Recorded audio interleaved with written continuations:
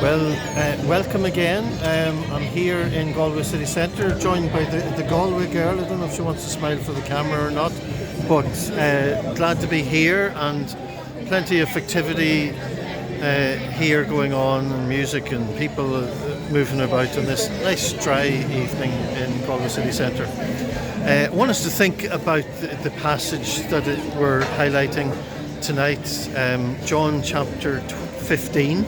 Verses 1 to 10, and if you haven't read it already, I just recommend maybe just pausing the video and having a little read through it. So that's John's Gospel 15 verses 1 to 10, and within that Jesus says, I am the true vine, and uses that imagery to talk about how his followers are the branches, and those who are just a natural part of that vine.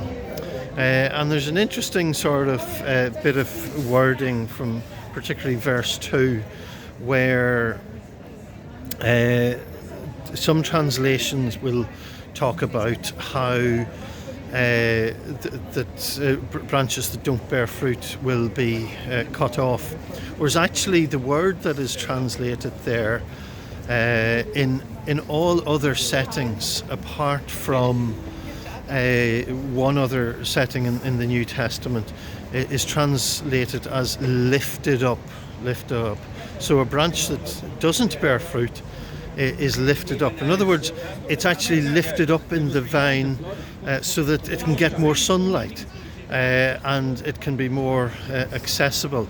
And I kind of thought I was looking out to see, was there somewhere I could go to try and illustrate this. There's not exactly many vines around Galway, but these Christmas decorations for me intrigue me, because maybe they're up high, they're above us, and maybe like the branches of a vine, if they don't bear fruit, well, they're lifted up, maybe more exposure to the sun, and there's less things blocking them, and it feels to me pretty tragic. And I was really reading up on this, that many translations translated as are cut off, because that just doesn't connect anyway with what we know of the way God operates with his followers. And the translation, really, the evidence going by the other translations of that verse is that the branches are lifted up. God knows that we struggle. God knows that we struggle to bear fruit, and show an example of who we are, or to show an example of who God is, and to live out the best that God has got for us. We need to bear fruit, but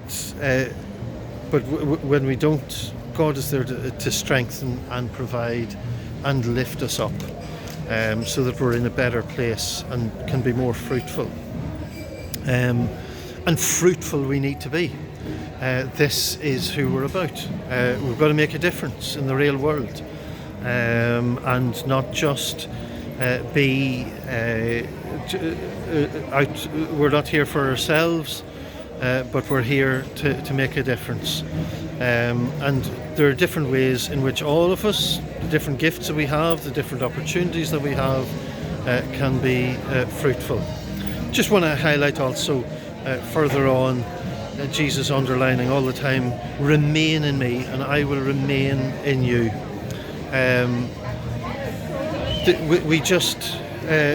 This is part of who we are. Let's remain in God. We all want to be connected, and maybe where I am right now has all sorts of connections. People out with friends, and actually there's lonely people here as well, and I've been speaking to a few tonight. But we like to feel connected. Jesus says, remain in me. We need to remain connected, and just have that natural, ongoing, ordinary